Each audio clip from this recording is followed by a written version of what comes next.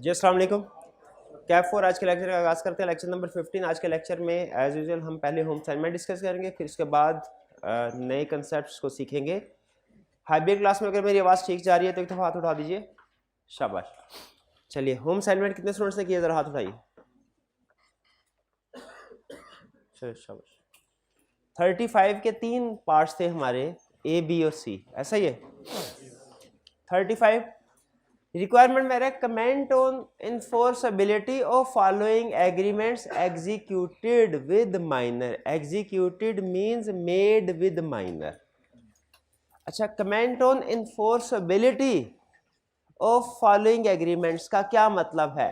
Comment on इन्फोर्सबिलिटी का मतलब क्या है कि बताइए ये contract agreement enforceable by law है या नहीं है। और हमें पता है कि जो इन्फोर्सेबल बाय लॉ होता है वो वैलिड है, और जो नॉट इन्फोर्सेबल बाय लॉ होता है वो वाइड होता है। तो इनफैक्ट ये रिक्वायरमेंट में हमसे क्या पूछ रहा है कि बताइए ये कॉन्ट्रैक्ट वैलिड है, वाइड है या कि वॉइडेबल है। वॉइडेबल है तो हम वन बाय वन इनके ऊपर कमेंट करेंगे। मुझे बताइए क्या हमने सिर्फ ये बताना है वैलिड, वाइड या वाइडेबल, या कि रीजन भी बतानी है? रीजन भी बतानी है, शाबाश।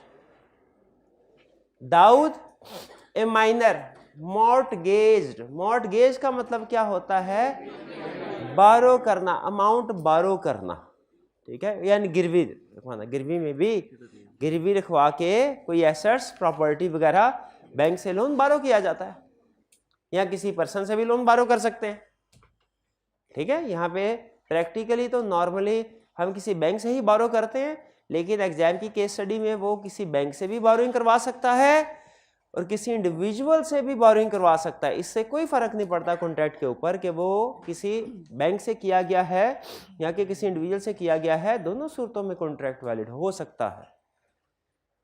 दाऊद a minor mortgage his house in favour of Mohsin, यानी उसने अपना घर गिरवी रखवा दिया मोहसिन के पास। अब गिरवी क्यों रखवाया होगा? डेफिनेटली कुछ ना कुछ लोन लेने के लिए, पैसे लेने के लिए।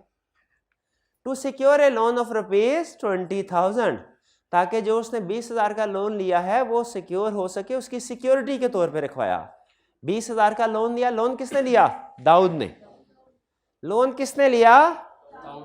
दाऊद ने। और घर किसका था?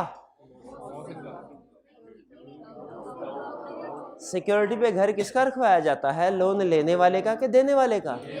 लेने वाले का। तो ये घर भी दाऊद का ही था। उसने दाऊद मोहसिन के पास गिरवी रखवा दिया, मोहसिन भाई 20,000 दो, अगर ड्यू डेट के ऊपर पैसे ना दिए तो ये घर बेच के अपने पैसे रिकवर करवा लेना। दाऊद रिसीव्ड द अमाउंट, उसे अमाउंट रिसीव भी हो गई। Mohsin filed a suit for recovery of money and sale of mortgage property in case of default.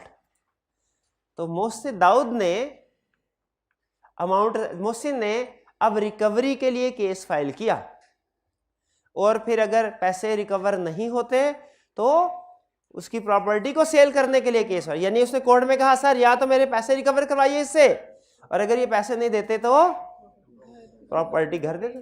अच्छा, नॉर्मल केस में इसी तरीके से होता है। नॉर्मल केस में अगर माइनर ना होता, या तो पैसे अदा करने पड़ते हैं या फिर प्रॉपर्टी सेल होती है।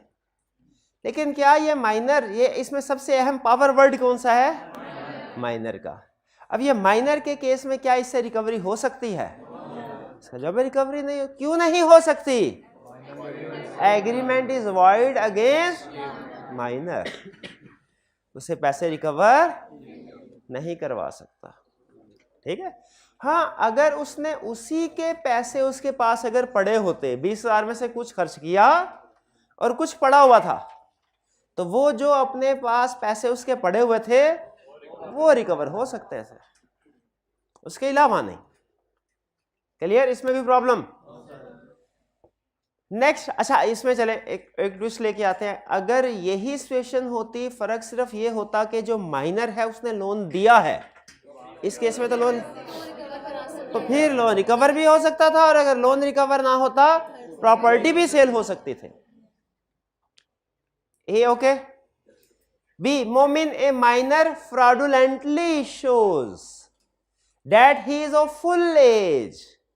थोड़े थोड़े मुश्किल अल्फाज आ रहे हैं। अच्छा, एक काम आपने करना है, आपको देखें मेरी अपनी एक जजमेंट है कि जो मेरे पास स्टूडेंट आया क्लास में बैठा है उसे कौन से लफ्ज़ का मीनिंग आता होगा, कौन से लफ्ज़ का मीनिंग नहीं आता होगा, तो हमने उसमें से कुछ सेलेक्ट करके आपको होता है बुक के एंड पे इंक्लूड कर दिए, ठीक है, ताकि आपको पढ़ते हुए कोई प्रॉब्लम ना हो।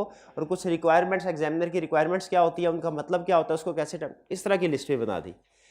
लेकिन आप में से किसी स्टूडेंट को भी अगर कोई इंग्लिश का लफ्ज़ ऐसा आ गया किसी केस में, क्वेश्चन में या कि बुक पढ़ते हुए, तो वो आपने हमारे साथ शेयर करना है।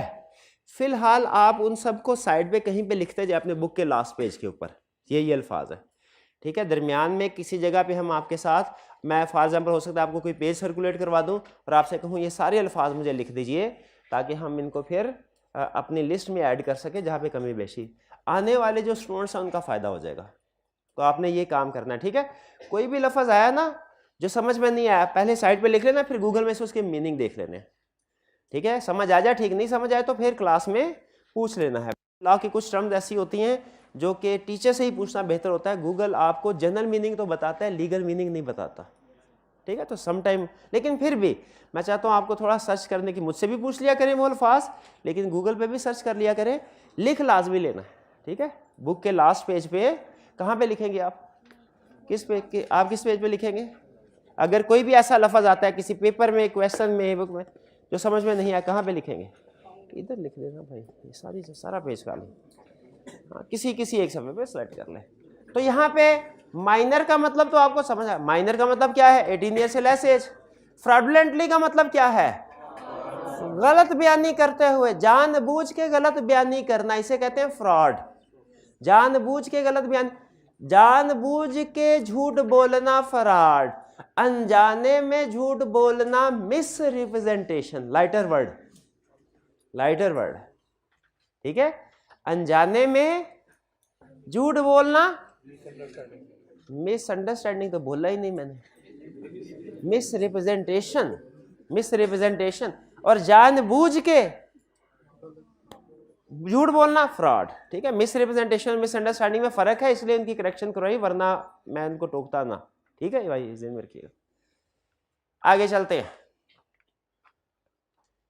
Mohsin minor fraudulent show that he is of full age. Full age का मतलब क्या है? कि वो मेजर 18 प्लस है। And contracts with Noor to sell his house. ओहो, घर बेचने का एग्रीमेंट कर लिया। अब बाद में अगर ये माइनर मुकर जाए, दुनिया की मतलब कोई कानून जो है वो ये नहीं कहेगा कि घर बेचे, वो कहेगा माइनर की बात माने। माइनर बताया था ना कैसे प्रोटेक्ट करता है माइनर को, तो उसने माइनर के साथ एग्रीमेंट कर लिया। जिंदगी में कभी प्रैक्टिकल लाइफ में एग्रीमेंट करना हो ना किसी के साथ, कंफर्म कर लीजिएगा माइनर ना हो, कंफर्म कर लीजिएगा माइनर ना, माइनर के साथ एग्रीमेंट नहीं करना आपने। जी जी हाँ, जब वो उसने कहा फुल एज, जब इसकी एज पूरी 18 साल, तो वो माइनर क्यों लिखा है? एक और लफ्ज भी है, पावर वर्ड, एक फ्रॉडुलेंटली। उसने झूठ मूठ बोला, झूठ कहा है 16 साल का, कहने लगा 20 साल का, 20 साल का हूं, ठीक है। नहीं तो लड़के देख लो, वो नजर आता था कि ताकतवर है, सेहतमंद है, होता है ना बात का ऐसे। तो 16, फिर उसके बाद Momin refuses to perform the contract on the ground that he is minor. Momin ने कहा कि जी मैं अब कॉन्ट्रैक्ट परफॉर्म नहीं करूंगा। क्या ये कॉन्ट्रैक्ट परफॉर्म वैलिड है? परफॉर्म किया जाएगा? पक्की बात है नहीं किया जाएगा। क्यों नहीं किया जाएगा? माइनर, लेकिन उसने तो कहा था मैं मेजर हूं, रूल ऑफ एस्टॉपेल अप्लाई नहीं होता। ये रूल ऑफ एस्टॉपेल क्या होता है ये मेरा भाई बताएगा। रूल ऑफ एस्टॉपेल होता है क्या? लॉ क्या कहता है? रूल ऑफ एस्टॉपेल क्या है? स्टॉपर मतलब स्टॉप करना किसी को। लॉ किस बात से स्टॉप करता है? आप बताएं मेरे भाई सेंटर वाले। हाँ जी, एग्रीमेंट नहीं करना, इस बात से रोकता है, ये है rule of estoppel. Rule of estoppel ये है कि किसी के साथ एग्रीमेंट नहीं कर, भाई यही कह रहे हैं जी भाई, आप बताइए। और रूल ऑफ एस्टॉपेल क्या है? माइनर के साथ एग्रीमेंट नहीं करना, रूल ऑफ एस्टॉपेल ये है। शाबाश शाबाश, मैंने तो आपकी पार्टनरशिप के साथ एग्जांपल दी थी, एजेंट वाले के साथ भी शायद दी थी, कि एजेंट वाले के साथ नहीं दी थी। तो ये थोड़ी कहा था कि इन लोगों के साथ एग्रीमेंट नहीं करना। रूल ऑफ एस्टॉपेल ये थोड़ी है। रूल ऑफ एस्टॉपेल क्या है? Falsely represent himself as a full age, ये है, शाबाश, ये हाल है आपका। हाँ, किसी कोई स्टेटमेंट दे के उस बात से मुकर जाना, ला ये नहीं करने देता। ला कहता है आपने कह दिया ना एक दफा कि किसी फर्म में पार्टनर हैं और दूसरी पार्टी ने कोई एक्शन ले लिया, दूसरी पार्टी ने कोई, फिर आप ये नहीं कह सकते सर मैं तो एक्चुअल में पार्टनर नहीं हूं, मैं तो झूठ मूठ कह रहा था। ला कहता है नहीं, अब आपके साथ वैसा ही सलूक किया जाएगा जैसा आपके बाकी पार्टनर के साथ किया जाएगा। ठीक है ना भाई, ऐसा ही होना चाहिए। इसके बाद आगे चलते हैं। तो लेकिन माइनर को इस बात करके मुकरने की इजाजत है, लॉ किसी और को बात करके मुकरने की इजाजत नहीं देता। कोई कहे मैं पार्टनर हूं, बाद में लॉ मुकरने की इजाजत नहीं देता। कोई कहे मैं एजेंट हूं किसी का, मैं प्रिंसिपल हूं किसी का, लॉ बाद में इसको मुकरने की इजाजत नहीं देता। कहता है उसी पोजीशन पे खड़े रहो, खबरदार हिलना नहीं, बैकआउट नहीं करना। लेकिन माइनर जो है वो कहे मैं मेजर हूं, उसको बैकआउट, वो बैकआउट कर सकता है ना। इसका मतलब है रूल ऑफ एस्टॉपेल माइनर पे अप्लाई नहीं होता। ठीक, क्या ये कॉन्ट्रैक्ट नहीं, ये कॉन्ट्रैक्ट स्टिल वाइड, क्योंकि माइनर के साथ है, वाइड अगेंस्ट हिम है, वाइड अगेंस्ट हिम है। अगर इसके ऊपर माइनर के ऊपर रूल ऑफ एस्टॉपेल अप्लाई होता ना, तो फिर हम कहते हैं माइनर भाई तूने एक दफा खुद को कह दिया मैं मेजर हूं, अब तेरे साथ मेजर वाला सलूक ही करना है, अब अपनी जगह से ना हिलना। जो स्टेटमेंट दे दिया स्टेटमेंट से ना हिलना, हिलने नहीं देंगे तुझे स्टेटमेंट से। तुमने कहा था मेजर हो तो अब मेजर ही सलूक किया जाएगा। लेकिन ऐसा नहीं है, क्योंकि रूल ऑफ एस्टॉपेल माइनर पे अप्लाई नहीं होता।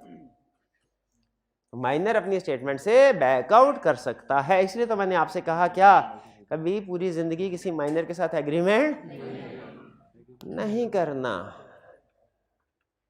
मारिया, ए minor borrowed some money and wrote a pro note। Pro note कहते हैं प्रोमिसरी नोट, प्रोमिसरी नोट की एब्रीविएशन है प्रोमिसरी।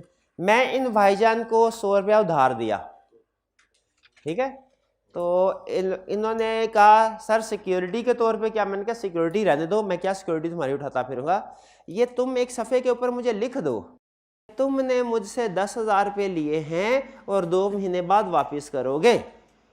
अगर ये भाईजान किसी सफ़े के ऊपर नोट लिख देते हैं तो इस नोट को क्या कहते हैं, प्रोमिसरी नोट, और एब्रीविएट क्या करते हैं, pro note. Pro note, promissory note इसलिए कहते हैं कि इसमें प्रॉमिस है।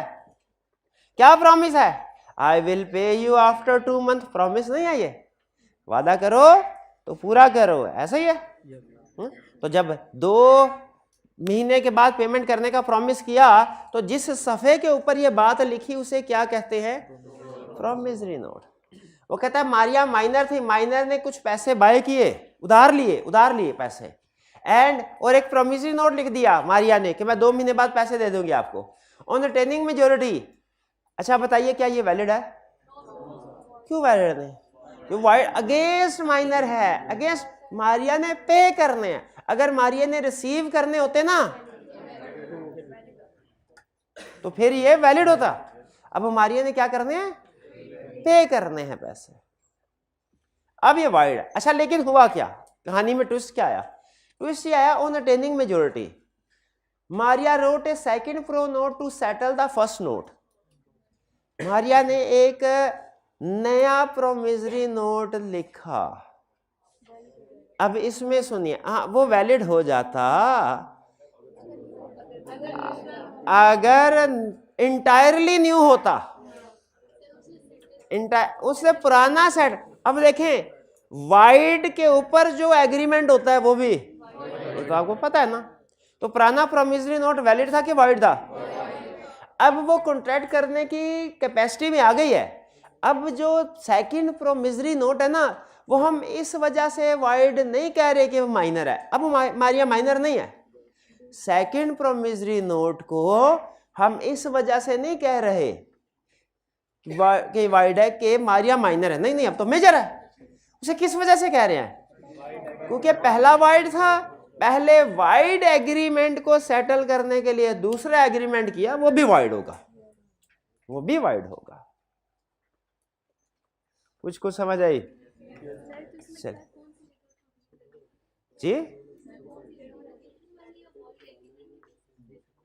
इसमें आप रेटिफिकेशन वाली, इसमें तो नया नोट, इसमें लिख दे एग्रीमेंट विदाउट कंसीडरेशन कह सकते हैं, क्योंकि सेकंड वाला जो नोट है ना, सेकंड वाला, उसके बदले में उसे नए पैसे नहीं मिले, वो पुराना ही नोट जो है वो सेटल करने के लिए लिखा गया। तो इसका मतलब ये हुआ कि पुराने वाला जो प्रोमिसरी नोट था उसके बदले में कंसीडरेशन थी, लेकिन उस वक्त वो माइनर थे।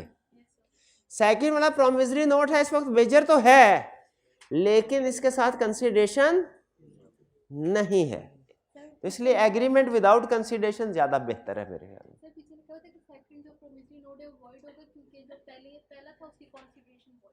हाँ जी बिल्कुल, क्योंकि पहले वाला वाइड है तो इसीलिए दूसरा भी वाइड होगा। ठीक है, पहले वाला ऑन अकाउंट ऑफ कंसीडरेशन नहीं, on account of minority wide है, क्योंकि उसने पैसे तो वसूल किए। चलिए, ये 3 ABC क्लियर हो गए, कोई प्रॉब्लम? क्लोज कर दीजिए। रेटिफिकेशन वाला तब लगता जब पहले वाला एग्रीमेंट ही वो मेजर होने के बाद दोबारा साइन कर देते। रेटिफिकेशन होता है सब्सिक्वेंट अप्रूवल, उसने सब्सिक्वेंटली पुराने वाले कॉन्ट्रैक्ट को अप्रूव नहीं किया, नए वाला कॉन्ट्रैक्ट बनाया। हाँ, पास्ट कंसीडरेशन आप लिख सकते हैं, लेकिन असल में यहाँ पे ये जो कंसीडरेशन उसने दी है वो उसने ये नहीं कहा कि मैंने पास्ट में जो कैश रिसीव किया था उसको सेटल करने के लिए लिख रहे हो, उसने कहा कि मैंने जो पास्ट में प्रोमिसरी नोट था, गलती इसने ये की, इसे प्रोमिसरी नोट का रेफरेंस नहीं देना चाहिए था, इसे क्या कहना चाहिए था कि मैंने जो पास्ट में पैसे वसूल कर लिए हैं उसके बदले में मैं प्रॉमिस कर रही हूं कि अब आपको पेमेंट करूंगी, वो वैलिड होता। इसने कंसीडरेशन का रेफरेंस देने की बजाय उस प्रोमिसरी नोट का रेफरेंस दे दिया जिसकी अपनी कोई कानूनी हैसियत नहीं है। वे समझ रहे हैं, बात समझ आ रही है? ठीक, नहीं समझ आ रही? अच्छा, इसको अगर वैलिड करार दिलवाना होता आप क्या करते? आप जिस बंदे ने लोन दिया मारिया को, उसे क्या मशवरा देते कि दूसरी दफा प्रोमिसरी नोट अगर लिखवा रहे हो तो क्या करो? नया लोन दो। ओके, लोन तो भाई दे चुका हूं पहले, अच्छा नया नोट लिखो। उनका लिखा तो है, सेकंड प्रोमिसरी नोट नया ही है, लेकिन इसमें ये ना लिखो कि पुराने नोट को सेटल करने के लिए, बल्कि इसमें क्या लिखो,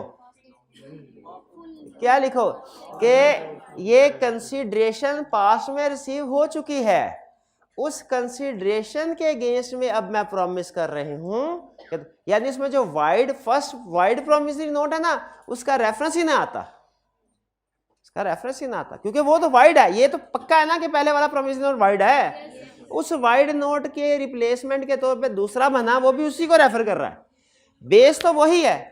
तो बेस आपकी गलत हो तो उसके ऊपर जितनी मर्जी बिल्डिंग खड़ी कर दे, सारी बिल्डिंग गलत। सी क्लियर जी? क्लोज कर दें अब इसको, 3 ही क्वेश्चन थे। चलिए जी, अब आते हैं हम आज के नए कंसेप्ट्स की तरफ। अच्छा, चल रहा था हमारा टॉपिक, कौन सा चल रहा था? जल्दी से बताइए।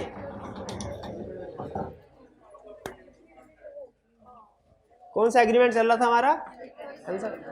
Agreement with minor. हम इसका लीगल स्टेटस पढ़ रहे थे। अच्छा, मुझे ये बताइए कि हमने क्या पढ़ा था? माइनर जो भी एग्रीमेंट करेगा वो वाइड होगा। हमने कहा नहीं, ये देखा जाएगा उसकी फेवर में है कि उसके अगेंस्ट है। अगर उसकी फेवर में है तो वैलिड, और अगर उसके अगेंस्ट है तो void. Agreement by minor is void, नहीं बोलना, क्या कहना है? Void against him, void against him. इसकी 2 एग्जांपल्स दी थी आपको। नंबर 1, अगर माइनर ने किसी से पैसे लिए हो तो लैंडर उससे पैसे रिकवर कर सकता है? नो। दूसरा, अगर माइनर ने किसी को पैसे दिए हो, माइनर उस एग्रीमेंट के थ्रू पैसे रिकवर कर सकता है? बिल्कुल। वाइड अगेंस्ट हिम वाइड, और in favour of him valid. Next, rule of estoppel does not apply. Rule of estoppel पता है आपको? ये ज्यादातर स्टूडेंट्स को रूल ऑफ एस्टॉपेल का मतलब नहीं पता था जब मैंने पूछा। मैंने दोबारा एक्सप्लेन कर दिया, आपने इसको अच्छे तरीके से समझना है। रूल ऑफ एस्टॉपेल क्या है? जब आप कोई स्टेटमेंट दे देते हैं और उस स्टेटमेंट की बेस पे कोई दूसरी पार्टी, थर्ड पार्टी एक्शन ले लेती है, आप उस स्टेटमेंट को बैकआउट नहीं कर सकते, आपको उसी स्टेटमेंट के मुताबिक ही ट्रीट किया जाएगा। जैसे अगर कोई पार्टनर नहीं है एक्चुअली, लेकिन कह दे मैं पार्टनर हूं, और इस बेस के ऊपर कोई बैंक लोन दे दे, क्या अब उसे इस स्टेटमेंट से मुकरने दिया जाएगा? नहीं, बल्कि उसके साथ वही सलूक किया जाएगा जो बाकी पार्टनर के साथ। यानी अगर बाकी पार्टनर हिस्सा डालेंगे तो ये बंदा भी लोन में हिस्सा डालेगा। Rule of no ratification of agreement by minor, इसका मतलब क्या हुआ? माइनर एग्रीमेंट्स की सब्सीक्वेंट अप्रूवल, यानी मिनॉरिटी में जो एग्रीमेंट किए गए मेजोरिटी में आके उनको अप्रूव नहीं किया जा सकता। मेजोरिटी में नया ही एग्रीमेंट करना पड़ेगा, और उस नए एग्रीमेंट में क्या पुराने वाइड एग्रीमेंट का रेफरेंस दे सकते हैं? नहीं दे सकते। वरना आप अगर रेफरेंस दिया तो आप ये कह रहे हैं कि ये उसकी बेस पे तो वाइड हो जाएगा। वाइड एग्रीमेंट की बेस पे तो दूसरा एग्रीमेंट करेंगे वो भी वाइड। फिर पार्टनरशिप, पार्टनरशिप में क्या रूल है? क्या माइनर पार्टनरशिप में पार्टनर बन सकता है? अच्छा लाइन सुनिएगा, घुमाने वाली line, twisting line. Minor can not become a partner but he can be added into partnership, है ना twist? Minor can not become partner but he can be added into partnership. इसका मतलब क्या हुआ? इसका मतलब ये हुआ कि माइनर कोई अगर है ना, जैसे किसी पार्टनर की डेथ हो गई, उसका एक ही बेटा है, वो 12 साल का है, उसको पार्टनरशिप में ऐड किया जा सकता है, माइनर को पार्टनरशिप में ऐड, लेकिन उसका स्टेटस है पार्टनर नहीं होगा। उसका स्टेटस, लॉ ने उसके स्टेटस को नाम दिया, एक खसूसी कैटेगरी बनाई है, minor admitted into benefits of partnership. क्या कहा? Minor admitted into benefits of partnership. Minor can not become partner but he can be admitted into benefits of partnership. अच्छा, अब इसका मतलब क्या हुआ कि एडमिटेड इनटू बेनिफिट्स, इसमें बेनिफिट्स का मतलब क्या हुआ?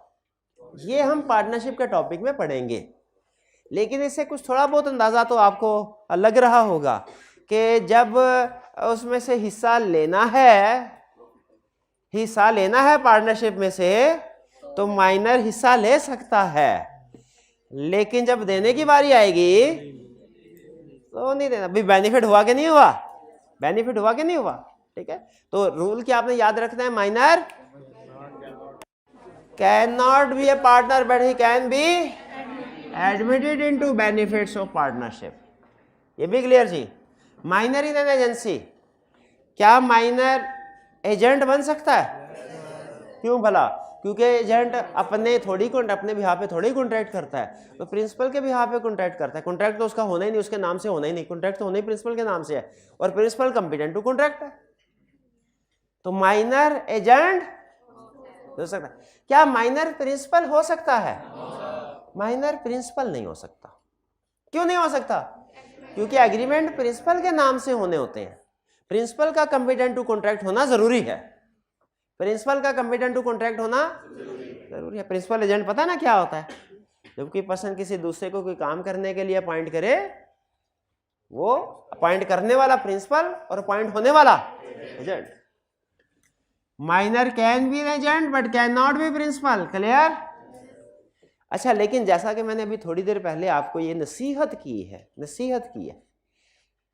कि माइनर के साथ एग्रीमेंट नहीं करना, नसीहत की है ना।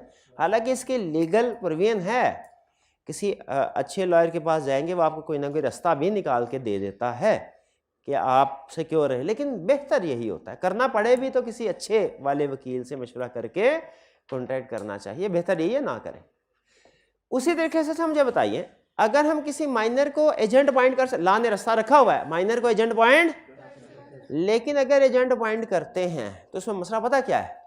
उसने आपके बिजनेस की तबाही भी फेर दी ना, आप उसके खिलाफ कोई एक्शन नहीं ले सकते। हमने कहा भाईजान ये हमारी टीवी की दुकान है, हम टीवी बेचते हैं, माइनर को रख लिया सेल्समैन। हमने कहा टीवी जो है ये 70,000 से कम पे नहीं बेचना, उसने 7,000 रुपये टीवी बेच दी, सारे बेच दी 7,000 रुपये। आम पर्सन हो ना कोई जो माइनर ना हो, आप उसके खिलाफ एक्शन लेके उसकी प्रॉपर्टी सेल करवा के अपना नुकसान पूरा करवा सकते हैं। लॉ कहता है अगर एजेंट अपनी अथॉरिटी से दाएं बाएं हो ना, एजेंट अपनी अथॉरिटी से दाएं बाएं और प्रिंसिपल को नुकसान हो, एजेंट पूरा करेगा। लेकिन लॉ कहता है अगर वो एजेंट माइनर है ना, फिर कोई नुकसान पूरा, आपको पता है माइनर को तो लॉ प्रोटेक्ट करता है। तो इसीलिए माइनर एजेंट हो सकता है, माइनर प्रिंसिपल नहीं हो सकता, एजेंट हो सकता। इसकी रीजन समझ आ गई। लेकिन साथ ही साथ मैंने आपको एक नसीहत भी कर दी है, क्या माइनर एजेंट हो तो सकता है, आपने कभी उसको पॉइंट नहीं करना। क्यों नहीं करना? आग भी लगा दी ना उसने आपकी दुकान को, आपके बिजनेस को, आप उसके खिलाफ एक्शन नहीं ले सकेंगे। लॉ समझता है उसको ये तो माइनर है, ये तो बच्चा है, इसको तो अपने नफे नुकसान का पता ही नहीं है, तो आपके नफे नुकसान का क्या ख्याल रखेगा? क्लियर? ये बात समझ आ गई। अगर वो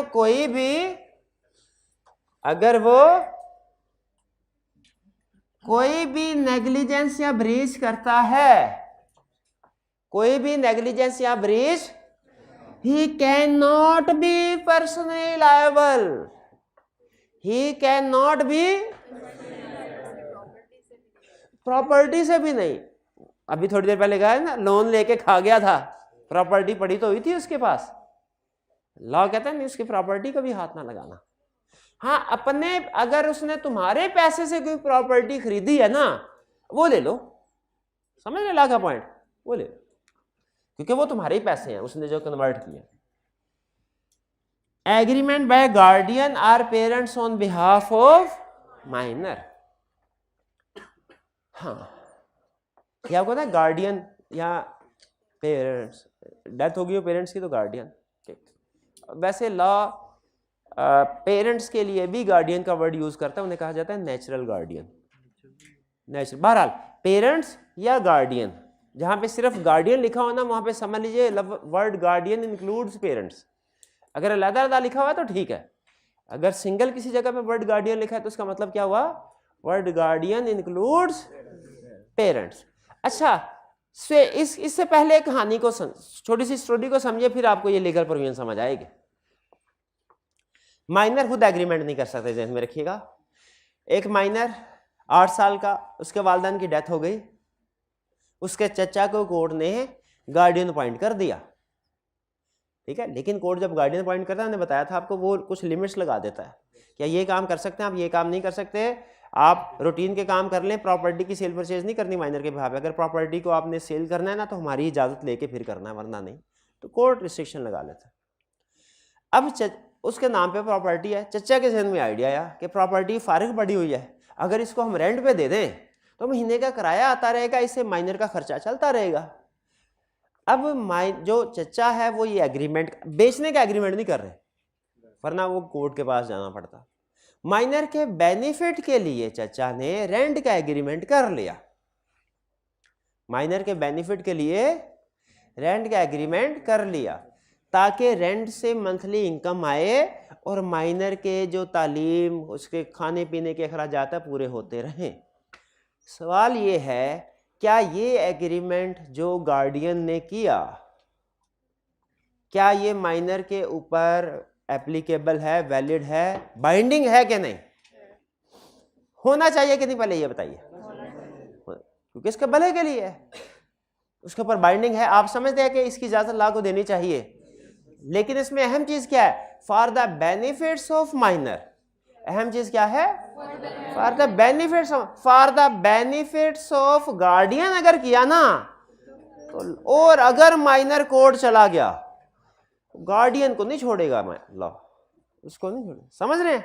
तो ऐसा contract, agreement by guardian or parents, आपके गार्डियन इंक्लूड्स पेरेंट्स, गार्डियन आपने, लेकिन इसको समझना है गार्डियन के एग्जांपल के साथ, याद पेरेंट भी कर लेना, समझना क्या है गार्डियन। गार्डियन ने जो एग्रीमेंट किया उन बिहाफ ऑफ माइनर, माइनर के बिहाफ पे, लेकिन किस लिए? माइनर के बेनिफिट्स के लिए। ऐसा एग्रीमेंट माइनर के अगेंस्ट इन्फोर्स करवाया जा सकता है। यानी इस सिचुएशन में अगर माइनर कह दे जाके उस किराएदार को, भाई निकलो, मेरा घर खाली करो, मेरा दुकान खाली करो, तो क्या वो जो किराएदार है वो उस रेंट एग्रीमेंट को इन्फोर्स करवा सकता है? वो कहेगा मैं खाली नहीं करता, देखिए बकायदा रेंट एग्रीमेंट हुआ है। माइनर कहेगा मैंने तो किया ही नहीं। कहेगा जी कोर्ट ने जिस गार्डियन को अपॉइंट किया था उस गार्डियन ने आपके बेनिफिट के लिए ये एग्रीमेंट किया, और देखिए पैसे आपके बैंक अकाउंट, आपके अकाउंट में जा रहे हैं। माइनर का बैंक अकाउंट वैसे नॉर्मली ओपन नहीं होता, तो उसने कहा पैसे आपके पास जा रहे हैं, आपका खर्चा पानी पूरा हो रहा है इससे, आपके बेनिफिट के लिए हाँ ये एग्रीमेंट हुआ है, ये एग्रीमेंट वैलिड होगा। यानी नॉर्मली एग्रीमेंट अगेंस्ट माइनर, जिसको माइनर चैलेंज करते हैं, वो इन्फोर्सेबल नहीं होता, वो वाइड होता है। लेकिन अगर एग्रीमेंट किया गया था by guardian for benefits of minor, minor के बेनिफिट के लिए, वो वैलिड होगा क्या नहीं? बिल्कुल होगा। कुछ समझ आ रही है? एग्रीमेंट इस प्रोविजन को आपने इस एग्जांपल के साथ लिंक करके समझना है। Contract by minor and adult jointly, minor ने और अडल्ट ने, ये तो सिंपल कॉमन सेंस की बात है। अच्छा अब ये नहीं है, ये ऊपर वाली प्रोविजन में और नीचे वाली प्रोविजन में फर्क है। इधर माइनर हो इधर अडल्ट हो, ये दोनों एक दूसरे के साथ एग्रीमेंट कर रहे हैं, फिर ये प्रोविजन लगेगी क्या भला? माइनर के अगेंस्ट है तो वाइड, फेवर में है तो वैलिड। ये वाला कंसेप्ट ये नहीं है। ये क्या भला? इधर भी माइनर प्लस अडल्ट, दो लोग हैं, इधर एक अडल्ट है, ये है कंसेप्ट जिसको ये डील कर रहा है। इसने कॉन्ट्रैक्ट किया दो पार्टीज के साथ, एक माइनर था और एक अडल्ट था। अब बताइए अब क्या इसको कहते हैं? जब एक कॉन्ट्रैक्ट के अंदर एक से ज्यादा प्रोमिजर्स, या और एंड नहीं कह रहा, और एक से ज्यादा प्रोमिजर या एक से ज्यादा प्रोमिजी हो, इन्हें हम कहते हैं जॉइंट प्रॉमिस। क्या कहते हैं? Joint promise. तो अगर जॉइंट प्रॉमिस में एक माइनर है एक अडल्ट है प्रोमिजर में से, और वो कोई वादा करके मुकर जाते हैं, पूरा नहीं करते, बताइए केस किसके खिलाफ चलेगा? माइनर, अडल्ट या दोनों? अडल्ट के खिलाफ। क्लियर? ये समझ में आती है ना? क्योंकि माइनर के केस वाइड होगा। इसका मतलब अगर माइनर और अडल्ट दोनों मिलके बैंक से लोन लें और पैसे वापस ना करे, बैंक किसके खिलाफ एक्शन लेगा? किससे लेगा? अडल्ट से। माइनर को कुछ कह सकता है बैंक? नहीं कह सकता। ये बात समझ आ गई? इसमें और उसमें फर्क रखिएगा, ये माइनर और अडल्ट दोनों एक सेम साइड पे हैं। Next, minor and insolvency. Insolvent person वो होता है जो अपने डेट वापस ना करे और जो बैड डेट हो जाए, और जो बैड डेट हो जाए ना उसे बैंकरप्ट भी कहते हैं, इंसॉल्वेंट भी कहते हैं। अगर इंसॉल्वेंट बैंकरप्ट हो जाए फिर उसको एक फायदा होता है एक नुकसान। फायदा क्या? कोर्ट ने ऑर्डर दे दिया, अब कोई इससे पैसे नहीं मांगेगा। नुकसान क्या? वो आइंदा कोई बिजनेस नहीं कर सकेगा क्योंकि बिजनेस ऑलरेडी डूब चुका है। इंसॉल्वेंट होना इसलिए अल्टीमेटली एक नेगेटिव चीज है। कुछ स्टूडेंट कहते हैं सर ये लोन लेके इंसॉल्वेंट होते जाए, लोन लेके इंसॉल्वेंट होते, अच्छा बिजनेस है। अच्छा बिजनेस क्योंकि एक दफा ही कर सकते हैं आप, बाद में आपको कोई लोन नहीं देगा। हिस्ट्री होती है बैंक्स के पास डिफॉल्टर्स की। तो माइनर अगर पैसे ले ले, वापस अदा करने का पाबंद है नहीं, और अगर अदा नहीं करता उसे इंसॉल्वेंट या बैंकरप्ट करार दिया जा सकता है? नहीं। लॉ कहता है जब हमने कहा कि वो एग्रीमेंट ही नहीं कर सकता, बोरोइंग एग्रीमेंट ही नहीं कर सकता, तो फिर इसका मतलब उस एग्रीमेंट के डिफॉल्ट पे उसे इंसॉल्वेंट भी करार नहीं दिया जा सकता। Minor can not be declared insolvent, minor can not be declared insolvent. Minor कभी इंसॉल्वेंट नहीं होगा चाहे वो 1 रुपया भी आपको ना दे। ठीक है? फाइलिंग सूट, सूट का मतलब क्या? Legal case. Legal case minor के देख केसेस की ना, लीगल केसेस की 2 टाइप्स होती हैं, एक क्रिमिनल केस, एक सिविल केस। क्रिमिनल केस होता है जुर्म करना कोई, जैसे किसी पे तशद्दुद करना, मर्डर, अगवा करना, ये क्रिमिनल केसेस हैं। सिविल केसेस होते हैं जिनमें जुर्म नहीं होता, लेकिन आपने कोई एग्रीमेंट करके उसकी खिलाफ वर्जी की होती है, इसे कहते हैं सिविल केस। तो माइनर के खिलाफ क्रिमिनल केस फाइल हो सकते हैं, याद रखिए। माइनर अगर जुर्म करेगा ना, जुर्म करेगा, क्रिमिनल केस हो सकते हैं और उसको सजा मिल सकती है।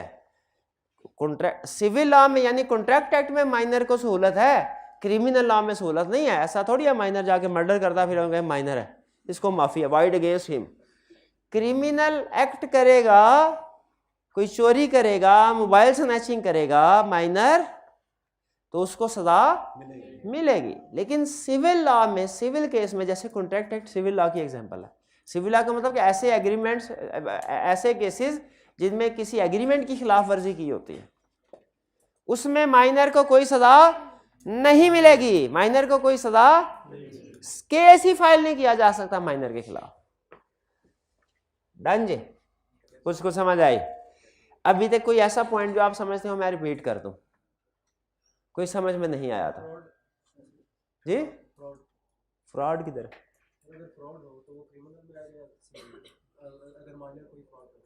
माइनर कोई फ्रॉड करता है अगर, हाँ देखिए कुछ केसेस ऐसे होते हैं जो क्रिमिनल में भी आते हैं, सिविल में भी आते हैं। कुछ केसेस ऐसे होते हैं जो क्रिमिनल में भी आते हैं, सिविल में भी आते हैं। तो फ्रॉड उसकी एक एग्जांपल है। वो क्रिमिनल एक्ट भी है, सिविल एक्ट भी है। सिविल केस अगर फाइल करेंगे ना, अगर सिविल केस सिर्फ, क्रिमिनल नहीं करेंगे, तो लॉ सिर्फ आपको आपके फ्रॉड से जो पैसे गए हैं ना वो लेके वापस देगा। और अगर आप क्रिमिनल केस करेंगे तो लॉ उसको सजा भी दिलवाएगा जिसने फ्रॉड किया, जिसने फ्रॉड किया है। इसीलिए आपने देखा होगा अक्सर जब वो कोई एफआईआर फाइल करते हैं ना, तो वो कोई एक सेक्शन नहीं लगाते, वो एक से ज्यादा सेक्शन उसके ऊपर लगा देते हैं, क्योंकि बाज़ औक़ात एक एक्ट के ऊपर एक से ज्यादा लॉज अप्लाई हो रहे होते हैं। क्लियर हो गई? अच्छा, लेकिन याद रखिएगा, हम जब कभी फ्रॉड की बात करेंगे ना, हालांकि फ्रॉड एक जुर्म भी है, इसी तरह कोर्शन है, फिजिकली थ्रेट करना किसी को, ये एक जुर्म भी है। लेकिन हम जब कभी बात करेंगे इसकी क्रिमिनल साइड की बात नहीं करेंगे, सिविल साइड की बात करेंगे कि अगर कोई थ्रेट करके हमें अगवा करके किसी को कोई कॉन्ट्रैक्ट लिखवा लेता है तो वो कॉन्ट्रैक्ट इन्फोर्सेबल है कि नहीं। हम इस कमेंट करेंगे पूरे अपने सब्जेक्ट में, हम इस चीज के ऊपर कमेंट नहीं करेंगे जो उसने अगवा किया है ना उसकी सजा भी उसको मिलनी चाहिए। क्यों नहीं कमेंट करेंगे? वो हमारे स्कोप से बाहर हो जाएगा, वो क्रिमिनल लॉ में चला जाएगा। वो एलएलबी में सिखाते हैं, यहाँ पे हमें वो पढ़ने की जरूरत नहीं है, हमने प्रैक्टिस थोड़ी करनी है, हमने तो सिर्फ देखना है कि जो कॉन्ट्रैक्ट हमने किए हैं वो कैसे इंश्योर करें हम कि वैलिड है, इन्फोर्सेबल है। जी मेरे भाई, हाइब्रिड क्लास में कोई क्वेश्चन था, पूछिए। सर अगर माइनर बतौर एजेंट अगर क्राइम कर दे, यानी कि प्रिंसिपल के कहने पे उसने किसी को कत्ल कर दिया, कुछ भी कर दिया, तो फिर अगर, हाँ शाबाश, अगर माइनर, ये भाई जवाब देंगे, अगर जवाब सही दे दिया इसका मतलब अभी तक का लेक्चर आपने समझ लिया है। अगर प्रिंसिपल ने माइनर को एजेंट अपॉइंट किया, कर सकता है, एजेंट से कहा ये भाईजान जो है इनकी गर्दन उड़ा दो, ये असाइनमेंट नहीं करके आते, छुट्टी करते हैं, लेट आते हैं, सवाल नहीं पूछते, गर्दन उड़ा दो इसकी, और वो इसकी गर्दन उड़ाने की कोशिश करते हैं, हल्का हल्का कामयाब भी हो जाते हैं, हल्का हल्का हल्का। क्या क्या एजेंट लायबल है? खुदा का खौफ करे, एजेंट लायबल है। अभी तो बोला है कि क्रिमिनल एक्ट्स के लिए उसे सू किया जा सकता है, क्राइम करे अगर करे, ये क्राइम नहीं है, नहीं है। कौन कौन कहता है ये क्राइम नहीं है गर्दन उड़ाना? कौन कौन कहता है गर्दन उड़ाना? अभी बता, अभी अभी अभी इसकी गर्दन उड़ाता हूँ। कौन था ये था। तो क्राइम जितने भी हैं उनके लिए केस फाइल किया जा सकता है माइनर के खिलाफ, क्रिमिनल एक्ट्स के लिए, सिविल एक्ट्स के लिए नहीं किया जा सकता।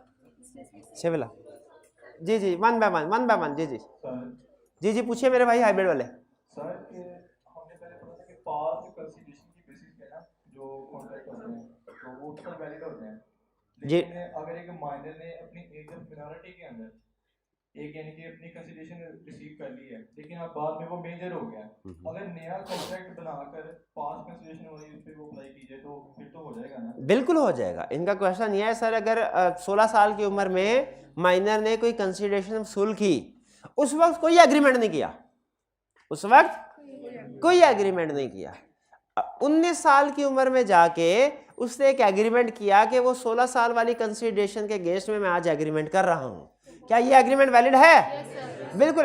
क्यों वैलिड है? क्योंकि ये पास्ट कंसिडरेशन में बेस कर रहा है। अच्छा, तो वो जो सेकंड प्रोमिसरी नोट वाला था वो क्यों वॉइड था? क्योंकि वो पास्ट कंसिडरेशन नहीं बल्कि पास्ट वॉइड एग्रीमेंट में बेस कर रहा था। ये फर्क रखना है जहन में। क्लियर मेरे भाई जी? और की क्वेश्चन, इधर से की क्वेश्चन था। एडमिटेड टू बेनिफिट्स में सारे कंसेप्ट आपने बाद में पढ़ने हैं, अभी इनके ऊपर फोकस ना कीजिए, सोचिए ना इसमें क्या फायदा मिलेगा क्या नहीं मिलेगा, ये अभी हमने पढ़ना है। ये पार्टनरशिप का टॉपिक हमारे सिलेबस में है, उस वजह से।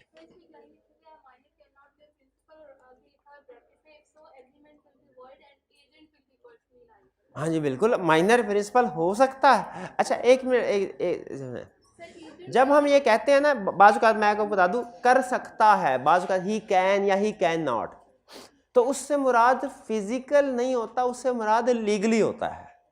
जैसे मैं ये कहता हूं कि भाईजान आप किसी दूसरे की चीज जो है, किसी दूसरे की, उसकी इजाजत के बगैर इस्तेमाल नहीं कर सकते। क्या मेरी स्टेटमेंट ये ठीक है? अबे ठीक है कि नहीं? क्या आप किसी दूसरे की चीज की इजाजत, ये कहने लगा सर ऐसे नहीं, ये देखिए अभी मैं करने लगा, ये ले पकड़ के पेन इस्तेमाल करना शुरू कर दिया। तो जब हम ये कहते हैं ना लॉ में कि एक काम नहीं हो सकता, इससे मुराद है कि लॉ इसकी इजाजत नहीं देता, और अगर आप करेंगे तो इसके जिम्मेदार खुद होंगे, इसके जिम्मेदार आपके खिलाफ कानून हरकत में आएगा। इसीलिए जब हमने ये कहा कि minor can not be a principal, तो इसका यह मतलब नहीं है कि वो प्रिंसिपल होने का एग्रीमेंट ही नहीं कर सकता, वो कर सकता है, लेकिन अगर करेगा तो जिम्मेदारी हाँ वाइड होगा, जिम्मेदारी सारी एजेंट की होगी, क्योंकि माइनर को तो लॉ ने कुछ नहीं कहना और दूसरे बंदे को लॉ ने छोड़ना नहीं है। नॉर्मली नहीं होता, लेकिन यहाँ पे उसकी गलती है, उसने क्यों माइनर के साथ एग्रीमेंट किया? जब उस्ताद ने मना किया था उसके माइनर के साथ एग्रीमेंट नहीं करना, उसने क्यों किया? ठीक है सर, अगर ये जॉइंट जी जी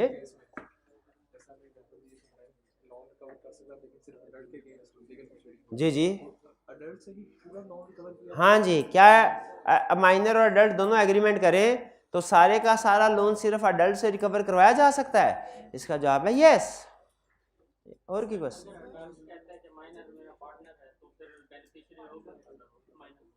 माइनर तो पार्टनर हो ही नहीं सकता ना। अडल्ट अगर कहेगा भी माइनर मेरा पार्टनर है तो वो कहेगा माइनर माइनर है, पार्टनर नहीं हो सकता वो। अगर आपने उसके साथ एग्रीमेंट पार्टनरशिप का किया भी तो आपकी गलती है। जी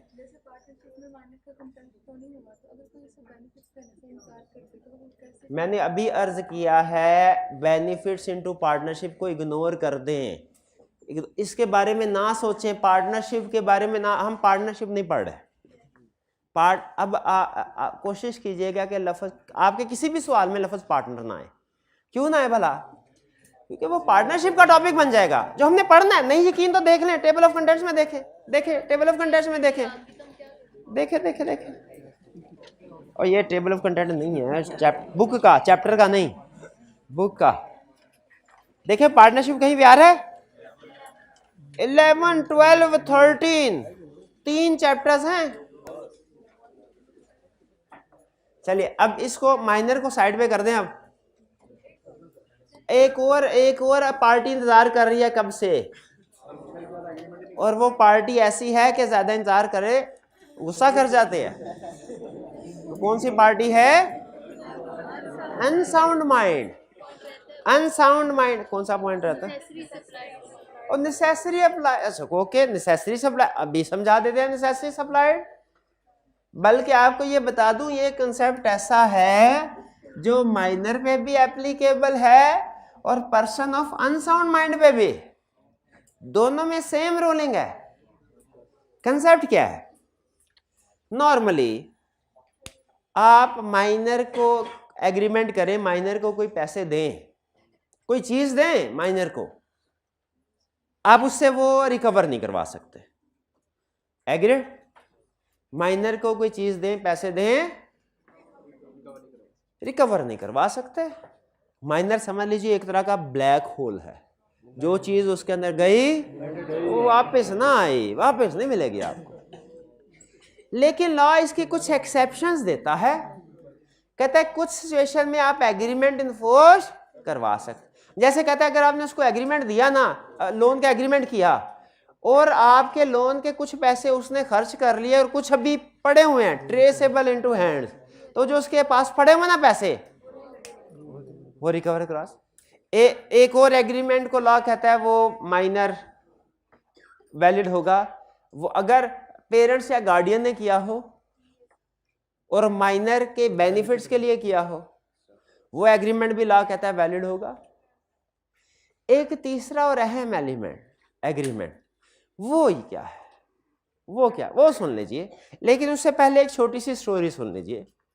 सर्दी का मौसम, दिसंबर की रात, 26 दिसंबर रात 10 बजे का जिक्र है। एक 8 साल का बच्चा सड़क के किनारे बैठा सर्दी से कांप रहा था। उसके करीब से आप गुजरे, आपने पूछा भाई, छोटे भाई आप सर्दी से कांप क्यों रहे हैं? उसने कहा मेरे पास कोट नहीं है, मुझे भूख भी लगी है, खाने को कुछ नहीं, पहनने को कोट भी नहीं है। ठीक है, तो हाँ, तो आपने कहा भाई मैं क्या करूं, मैं आपको खाने को भी कुछ दे देता, कोट भी पहनने को खरीद के दे, लेकिन आज ही हमारे उस्ताद ने समझाया है क्या, माइनर के साथ एग्रीमेंट नहीं करना, माइनर को कोई चीज दी वापस ना मिले, तो मैं तो भाई ये नेकी नहीं कर सकता। लॉ ने इस सिचुएशन के लिए कहा ठहर जाए भाई, ये नेकी का मौका हाथ से ना जाने दीजिए, ना जाए। अगर माइनर को आप प्रोवाइड करते हैं नेसेसिटीज ऑफ सप्लाई, क्या नेसेसिटीज ऑफ सप्लाई क्या होती हैं?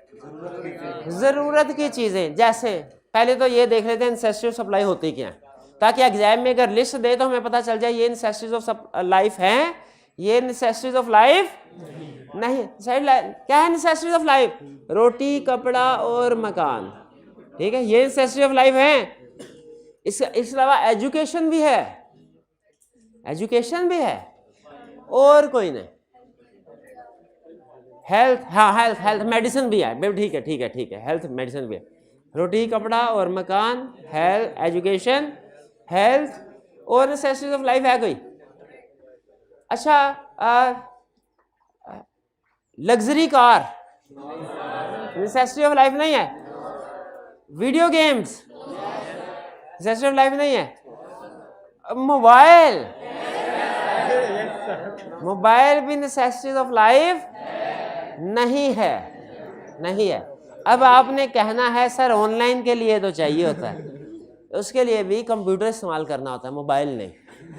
मोबाइल नेसेसिटीज ऑफ लाइफ, ये ज़हन में रखिएगा। सबसे पहले केस स्टडी में आपको पहचानना होगा लॉ क्या कहता है। कहता है अगर आपने नेसेसिटीज ऑफ लाइफ सप्लाई की, क्या सप्लाई की? लग्जरीज नहीं कह रहा, लग्जरीज नहीं, लग्जरीज के पैसे नहीं मिलेंगे।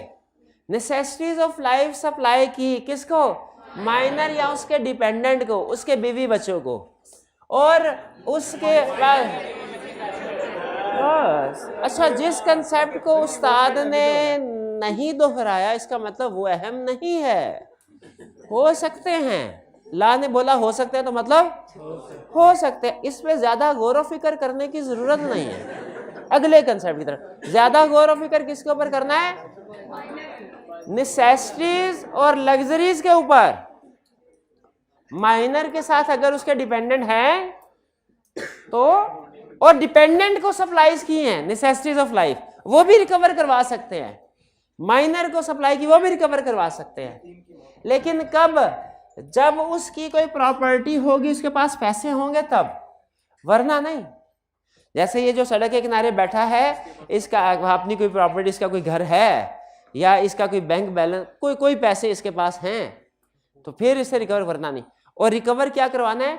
रीजनेबल प्राइस, अपनी मर्जी की हाई प्राइस नहीं। कि माइनर को कहे हम आपको खाना खिलाते हैं, खाना 2000 का हो सके लेकिन 2 लाख लिखो कि तुम हमें इसके बदले में 2 लाख रुपए अदा करोगे, नहीं, रीजनेबल प्राइस। बात समझ आई? नेसेसिटीज वाली बात, कोई प्रॉब्लम इसमें? जी एसी चला दें, जी एसी चला दें जी। शादी के बाद देखो जरूरत में है, शादी करवा दे, क्या वो जरूरत है में? डिपेंडेंट कवर तो है, नहीं वो नेसेसिटी ऑफ लाइफ नहीं है, लीगली नेसेसिटी ऑफ लाइफ नहीं है। शाबाश शाबाश, क्या दूर का नुक्ता लेके आया मेरा भाई, शाबाश भाई। इजाजत दें अगर तो नेक्स्ट कंसेप्ट की तरफ चलें भाई। ये क्लियर, इसका एक एक लफ्ज समझ आ गया? अगर एक लफ्ज में भी प्रॉब्लम है डिपेंडेंट के अलावा, एक लफ्ज में भी प्रॉब्लम है तो पूछ लीजिए, कोई प्रॉब्लम नहीं। नेक्स्ट कंसेप्ट की तरफ चलें। नेक्स्ट कंसेप्ट है अनसाउंड माइंड। अनसाउंड माइंड उसे कहते हैं जिसका ज़हनी तवाज़न दुरुस्त ना हो, इसका ज़हनी तवाज़न दुरुस्त नहीं है। कह रहा है अनसाउंड माइंड कौन है? ऐसा person who cannot understand terms of contract and their effects on his interest। ऐसा बंदा जिसको कॉन्ट्रैक्ट साइन करते हुए ना पता हो कि ये क्या लिखा है, ये जो लिखा है इसका मेरे ऊपर, मेरी जिंदगी के ऊपर अच्छा असर पड़ेगा कि बुरा असर पड़ेगा। अगर जो अपने अच्छे बुरे की तमीज नहीं कर सकता उसे हम क्या कहते हैं? Unsound mind. लॉ ने अनसाउंड, कॉन्ट्रैक्ट एक्ट ने अनसाउंड माइंड की तारीफ क्या बताई? जो अपने अच्छे और बुरे में फर्क, कि कौन सी चीज मेरे लिए अच्छी है, मेरे इंटरेस्ट में बेहतर है, कौन सी चीज मेरे लिए बुरी है, जो उसमें फर्क ना कर पाए, हु कैन नॉट अंडरस्टैंड, उसे क्या कहते हैं? Unsound mind. Person of unsound mind 3 तरह के होते हैं। एग्जाम्पल उसने 3 तरह के दिए। पहला परमानेंट अनसाउंड माइंड, इसे स्पेसिफिक पर्सन भी कहते हैं। ये ऐसा पर्सन है जो पैदाइश के वक्त से ही जिसका ज़हनी तवाज़न ठीक नहीं, ठीक है। ये क्या कहते हैं? जैसे बाज़ औक़ात हमारे गली मोहल्लों में आपने देखा होगा कोई ना कोई ऐसा, बचपन से शायद देखते होंगे, कोई पागल फिर रहा होता है, वो छोटी सी साइकिल लेके 3 पहियों वाली फिर बेचारा, वो ज़हनी तवाज़न शुरू से ही ठीक नहीं, इसे कहते हैं स्पेसिफिक पर्सन। ये तो हमेशा ही इसका माइंड अनसाउंड रहेगा। दूसरा है ऐसा पर्सन जो यूजुअली साउंड है। यूजुअली साउंड क्या? यूजुअली साउंड का मतलब है मैं और आप, जो नॉर्मली ठीक रहते हैं। यूजुअली साउंड में तीसरी एग्जांपल उठाई, दूसरी नहीं उठाई। यूजुअली साउंड जो नॉर्मली ठीक रहता है, लेकिन कभी कभार उसके ऊपर कोई दौरा पड़ जाता है, आर्जी वक्त आ जाता है, कोई कैफियत तारी हो जाती है। जैसे बाज़ औक़ात अगर बुखार की ज़्यादती हो, डिलीरियस फ्रॉम फीवर, जैसे अगर खुदा न खास्ता किसी को डेंगू हुआ हो ना, मुझे सबसे ज़्यादा जो मेरी तबीयत में समझता मैं ख़राब हुई तो डेंगू में हुई थी। वो कुछ पता नहीं चलता था, दिन है रात है, कौन आ रहा है कौन जा, कुछ भी नहीं। इंसान हालांकि आंखें खुली होती थी, समझ नहीं आ रही होते थे। तो बाज़ औक़ात बुखार की कैफियत शदीद हो तो उसमें कुछ समझ नहीं आ रहा होता क्या ठीक है, उस वक्त जो मर्जी जहाँ मर्जी साइन करवा लें, अंगूठे लगवा लें। ये कैफियत है यूजली, लेकिन ये सिर्फ उस वक्त तक रहेगी जब तक चंद दिन के लिए, उसके बाद उम्मीद है कि कैफियत ठीक हो जाएगी। तो ये है यूजली साउंड, लेकिन कभी कभार अनसाउंड। और एक होता है यूजली अनसाउंड, कभी कभार साउंड। ये वो लोग होते हैं फॉर एग्जांपल जो पागल खाने में है, नॉर्मली अनसाउंड, नॉर्मली कभी कभार वो होशोखवास की बातें भी करना शुरू कर देते हैं, उनका इलाज चल रहा होता है, बाज़ औक़ात इलाज घर पे भी चल रहा होता है। तो ये कंसेप्ट ऐसा नहीं है कि सिर्फ जो पागल खाने में लोग हैं उनके लिए, बाज़ औक़ात घर में भी ऐसे लोग होते हैं, यूजुअली अनसाउंड, कभी कभार साउंड। भैया 3 एग्जाम्पल समझ आ गई। लॉ ये कहता है ये जो पर्सन है ना, इसके साथ एग्रीमेंट करेंगे, ये तो हमेशा वॉइड ही होगा एग्रीमेंट, वाइड अगेंस्ट हिम। इसके साथ एग्रीमेंट करेंगे, अगर याद रखें general rule, person of unsound mind के साथ एग्रीमेंट करेंगे तो वही रूल है जो माइनर वाला है, यानी वाइड अगेंस्ट हिम। ठीक है, अब एग्जांपल समझ आ गए। जो हमेशा अनसाउंड माइंड है उसे लॉ क्या कहता है? जो नॉर्मली अनसाउंड माइंड और कभी कभार साउंड, लुनैटिक। और जो नॉर्मली साउंड माइंड है उसमें कौन सी सिचुएशन में वो अनसाउंड बनता है? ड्रंकन पर्सन, नशा किया हो, नशे में भी ऐसे ही होता है ना, इंसान अच्छे बुरे की तमीज, अपने गैर की तमीज भूल जाता है। ड्रंकन पर्सन और डिलीरियस फ्रॉम फेवर। एग्जाम्पल समझ आ गई। अब सुनिए, क्रक्स मैं आपको बता दूं लॉ कहना क्या चाहता है। आपको केस स्टडी में ना वो नॉर्मली इनमें से, इन दोनों में से कोई केस टेस्ट करेगा। रूल क्या है? अगर कुछ लोग, अगर आप किसी के साथ कॉन्ट्रैक्ट करते हैं, अगर तो वो at time of contract sound mind है, कॉन्ट्रैक्ट वैलिड। और अगर वो at time of contract unsound mind है, कॉन्ट्रैक्ट वाइड होगा। मेरी बात समझे? लॉ क्या कहता है? साउंड माइंड में, अनसाउंड माइंड में लॉ क्या कहता है? जिस पर्सन के साथ आप कॉन्ट्रैक्ट कर रहे हैं, अगर एट टाइम ऑफ कॉन्ट्रैक्ट, किस वक्त? कॉन्ट्रैक्ट करते हुए, आगे पीछे नहीं, कॉन्ट्रैक्ट करते हुए वो साउंड माइंड का है, कॉन्ट्रैक्ट वैलिड है। और अगर at time of making contract वो अनसाउंड माइंड है, कॉन्ट्रैक्ट वाइड। ठीक है, अब ये देखिए वो यही समझा रहा है। नेसेसिटीज मैंने एक्सप्लेन कर दिया, डेफिनेशन भी एक्सप्लेन कर दी। फोकस सिर्फ 5 मिनट का काम है, ये बहुत आसान है कंसेप्ट। इसमें तो 10-12 कंसेप्ट थे, इसमें 2 ही कंसेप्ट है, और वो भी एक कंसेप्ट इधर कवर हो गया नेसेसिटी वाला। अब साउंड वाला बताना है, चलो अटेंटिव होके पूरी तरह देखिए। लॉ कहता है अगर आप पर्सन ऑफ अनसाउंड माइंड के साथ एग्रीमेंट करते हैं, उसका लीगल स्टेटस क्या होगा? सुन लीजिए, ये डिपेंड करता है। अगर तो आपने स्पेसिफिक पर्सन के साथ किया जो हमेशा ही पागल, तो वो एग्रीमेंट क्या है?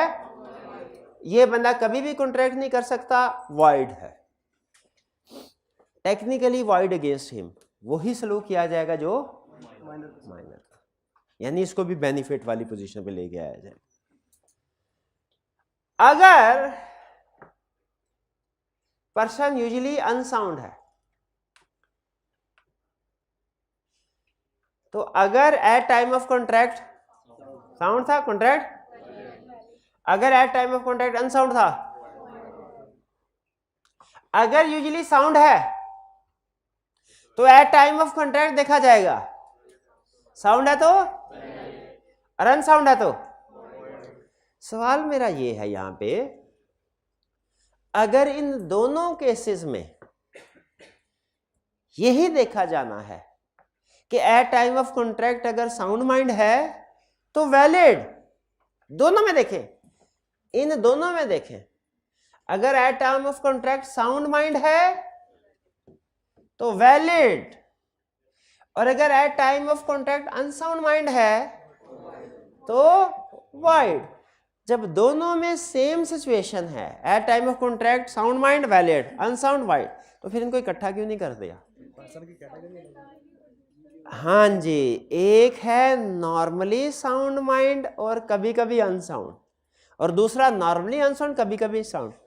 फर्क क्या फर्क पड़ता है? Burden of proof. अब ये बर्डन ऑफ प्रूफ किसे कहते हैं? बर्डन ऑफ प्रूफ कहते हैं कोर्ट में साबित किसने करना है। जैसे आपको एक लीगल कंसेप्ट समझाता हूं, ये बर्डन ऑफ प्रूफ के ऊपर। ये मार्कर मेरी पोजेशन में, याद रखिए लॉ में जब प्रॉपर्टी का डिस्प्यूट होता है ना, पोजेशन बहुत बड़ा एविडेंस होता है। इसलिए आपने अक्सर देखा होगा लोग प्रॉपर्टी के ऊपर कब्जा कर लेते हैं, तो वो केस साल, हालांकि आप कानूनी मालिक क्यों ना हो, जिसका कब्जा होता है ना प्रॉपर्टी के ऊपर, उसकी एक बड़ा स्ट्रॉन्ग एविडेंस उसकी फेवर में बन जाता है। मेरे पास ये पोजेशन है, कब्जा मीन पोजेशन, इस मार्कर की। ये भाईजान कहते हैं कि ये मार्कर मेरा, अब केस चला कोर्ट में, मुझे ये बताइए, लॉ मुझे कहेगा कि अपनी ओनरशिप साबित करो, या लॉ इसे कहेगा कि अपनी ओनरशिप साबित करो? ऐसा लॉ इससे, इसका मतलब है लीगली बर्डन ऑफ प्रूफ इसके ऊपर है, मेरे ऊपर नहीं है। क्यों भला? क्योंकि मुझे प्रेफरेंस मिली है पोजेशन की वजह से। ला अज्यूम करता है जो जिसकी पोजेशन में चीज है वो उसी की है। ला कहेगा अगर तुम्हारी है ना तो तुम, ला मुझे नहीं कहेगा कि अगर तुम्हारी है तो तुम साबित करो। क्यों नहीं कहेगा? मेरी पोजेशन में। तो बर्डन ऑफ प्रूफ देखना था। कुछ केसेस में burden of proof party A के ऊपर होता है, कुछ केसेस में burden of proof party B के ऊपर होता है। जैसे आपने अक्सर वो नैब वगैरह के केस देखे होंगे, अगर नैब किसी के खिलाफ केस फाइल करती है, कह रहा हो भाई तुम्हारी तनख्वाह तो 10,000 है, तुम्हारी तनख्वाह 50,000 महीना है, तुम्हारे पास 10 करोड़ की प्रॉपर्टी कहां से आई? तो लॉ में लिखा, तो सवाल ये है क्या नैब ने साबित करना है कि ये प्रॉपर्टी रिश्वत के पैसों से आई है, या कि उस प्रॉपर्टी होल्डर ने साबित करना है कि ये पार्टी उसकी जायज वाइट मनी से आई है? साबित किसने करना है? ये लॉ में लिखा होता है। जब भी कोई कानून बनता है इसे कहते हैं बर्डन ऑफ प्रूफ। अगर लॉ में लिखा हुआ ना बर्डन ऑफ प्रूफ नैब पे है तो इसका मतलब क्या है? नैब ने साबित करना है कि ये करप्शन की कमाई है, उस पर्सन ने नहीं कुछ साबित करना। बाय डिफॉल्ट वो पर्सन इनोसेंट समझा जाएगा, उससे साबित। और अगर कानून में लिखा हो कि बर्डन ऑफ प्रूफ उस पार्टी के ऊपर होगा, प्रॉपर्टी होल्डर है, तो उसका मतलब क्या हुआ? नैब ने सिर्फ इल्जाम लगाना है, अब वो बंदा इकट्ठा करते फिरेगा अपनी जो भी उसने एविडेंस प्रोड्यूस करना है। ठीक है, तो ये बहरहाल कानून में लिखा होता है कि बर्डन ऑफ प्रूफ किसके ऊपर होगा। तो यहां पे जो फर्क है ना वो बर्डन ऑफ प्रूफ के ऊपर है। ज़हन में रखिएगा, मेन कंसेप्ट सेम है कि चाहे यूजुअली साउंड हो चाहे usually unsound, main concept same. वो क्या? एट टाइम ऑफ कॉन्ट्रैक्ट अगर साउंड माइंड है contract valid, at time of contract unsound है तो वॉइड। मेन कंसेप्ट वही है, लेकिन फर्क किससे है? बर्डन ऑफ प्रूफ का। अगर तो वो यूजुअली अनसाउंड माइंड है, यूजुअली जैसे इन भाईजान का मेरे साथ एग्रीमेंट हुआ, फर्ज कीजिए मैं नॉर्मली अनसाउंड माइंड, अब ये कॉन्ट्रैक्ट अनसाउंड माइंड हो ना, इन्होंने मेरे साथ कॉन्ट्रैक्ट कर लिया। अब ये कॉन्ट्रैक्ट अगर मैं तो at time of contract sound mind था तो ये कॉन्ट्रैक्ट वैलिड है ऐसे, और अगर मैं at time of contract unsound mind था वाइड है। अब सवाल ये है कि अगर मैं मुकर जाता हूं, कोर्ट में ये केस चलता है, कोर्ट बर्डन ऑफ प्रूफ किसको कहेगा? क्या कोर्ट मुझे कहेगा साबित करो तुम एट टाइम ऑफ, मैं कहता हूं ये कॉन्ट्रैक्ट फारग है, क्या कोर्ट मुझे कहेगा साबित करो कि एट टाइम ऑफ कॉन्ट्रैक्ट तुम अनसाउंड माइंड थे? या कोर्ट इसको कहेगा साबित करो कि एट टाइम ऑफ कॉन्ट्रैक्ट मैं साउंड माइंड था? समझ रहे हैं बात? क्योंकि मैं कॉन्ट्रैक्ट से भागना चाह रहा हूं, ये कॉन्ट्रैक्ट इन्फोर्स करवाना चाह रहा है। बर्डन ऑफ, अगर मैं अनसाउंड माइंड हूं, burden of proof unsound mind के ऊपर होगा कि वो साबित करे कि वो टाइम ऑफ कॉन्ट्रैक्ट अनसाउंड था, या दूसरी पार्टी के ऊपर कि वो साबित करे। हाँ, इसकी रीजन सुन ले। रीजन बड़ी सिंपल है, लॉजिक बहुत सिंपल, लॉजिक से आपको कंसेप्ट समझ आ जाएगा। जो पर्सन यूजुअली अनसाउंड माइंड होता है ना, कोर्ट एज्यूम करता है एट टाइम ऑफ कॉन्ट्रैक्ट भी ये अनसाउंड माइंड ही था। अगर आपने उसको साउंड माइंड साबित करना है तो साबित करना पड़ेगा। बर्डन ऑफ प्रूफ उसके ऊपर होगा जो ये कह रहा है कि ये साउंड माइंड था, यूजुअली अनसाउंड है। एट टाइम ऑफ कॉन्ट्रैक्ट अगर वो साउंड था, कॉन्ट्रैक्ट वैलिड। लेकिन साबित किसको करना पड़ेगा? Party enforcing contract will prove this. जो पार्टी इनफोर्स करवा रही है ना कॉन्ट्रैक्ट को, वो साबित करेगी सर ये बंदा जब कॉन्ट्रैक्ट हुआ साउंड माइंड था। क्यों? कोर्ट ने उसे क्यों कहा साबित करो?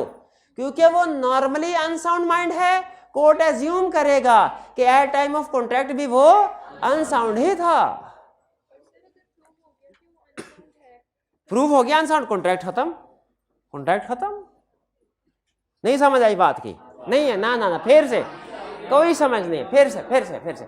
अब यूजुअली साउंड, अब मैं यूजुअली साउंड बनता हूँ, इनके साथ कॉन्ट्रैक्ट कर लिया, कॉन्ट्रैक्ट हो गया, बाद में मुझे सब वो ये तो घाटे का सौदा हो गया। अब मैंने कोर्ट में अर्जी डाल दी, मैंने कहा सर इसने पता नहीं कोई अजीब सा कोई सिगरेट मुझे पिलाया था उस वक्त, उसे मुझे नहीं पता मैं किस सियारे पे हूँ, किस को है, फिर पता नहीं क्या कहाँ उठे मुझे, तो ये कॉन्ट्रैक्ट बराए मेहरबानी। अब मुझे बताइए यूजुअली साउंड माइंड है, वो कॉन्ट्रैक्ट को अवॉइड कर रहा है, कोर्ट एज्यूम क्या करेगा कि मैं टाइम ऑफ कॉन्ट्रैक्ट क्या था, तो इसका मतलब है बर्डन ऑफ प्रूफ, मैं कहना चाह रहा हूं कि कॉन्ट्रैक्ट खत्म करो, क्योंकि मैं बर्डन ऑफ प्रूफ किसके ऊपर है, मेरे ऊपर, कि मैंने साबित करना है कि आइटम ऑफ कॉन्ट्रैक्ट में अनसाउंड माइंड था। क्यों भला, क्योंकि चूंकि मैं यूजुअली साउंड हूं तो कोर्ट अज्यूम करेगा एट टाइम ऑफ, अज्यूम ये करेगा एट टाइम ऑफ कॉन्ट्रैक्ट भी मैं साउंड था, मुझे अनसाउंड प्रूफ करना पड़ेगा, और यूजुअली अनसाउंड के केस में वो at time of contract sound था ये साबित करना पड़ेगा। यानी यूजुअली साउंड प्रूफ की जरूरत नहीं है, अनसाउंड की जरूरत है, और जो यूजुअली अनसाउंड बंदा है उसके साथ कॉन्ट्रैक्ट करे तो आपको साउंडनेस की, भाई कुछ समझ आई नहीं आई? अच्छा, अब ये जब तक आप रीड नहीं करेंगे ना, और जब तक केस नहीं करेंगे, जैसे काउंटिंग का कंसेप्ट होता है ना, ज़बानी कलामी समझा दे, डेफिनेशन को ऐसे करना ऐसे करना ऐसे करना, समझ नहीं आती जब तक सवाल हाथ से ना निकाल ले, उस तरह जब तक केस स्टडी नहीं होगी लीगल कंसेप्ट की समझ नहीं आएगी। क्लियर जी? ये आज की असाइनमेंट जरूर करनी है आपने, और रीड भी लाजमी कीजिएगा, ठीक है? अच्छा, मुझे बताया टेस्ट प्लान शेयर हो गया आपके साथ?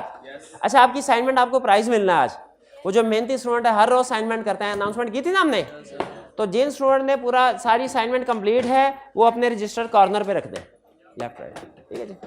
हाइब्रिड में भी, ऑनलाइन वालों के लिए भी कुछ सोचते हैं इसी तरह की स्कीम। आज का लेक्चर यहाँ ख़त्म करते हैं हम, अल्लाह हाफिज़।